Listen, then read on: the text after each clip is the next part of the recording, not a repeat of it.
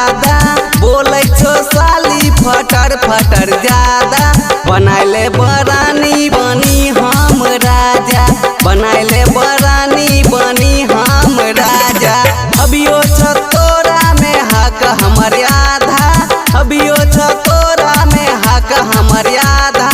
बनाइले बरानी बनी हम राजा बनाइले बरानी बनी हम राजा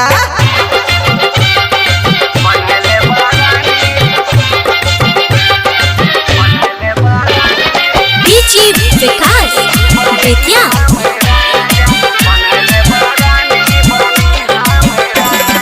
बहिन के तोहरे होइ छ बरमाला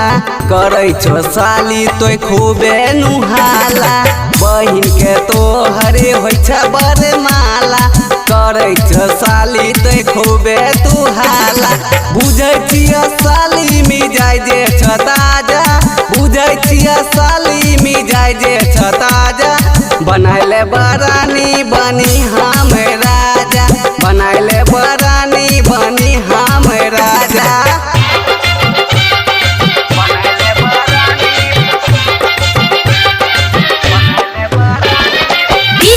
विकास बेतिया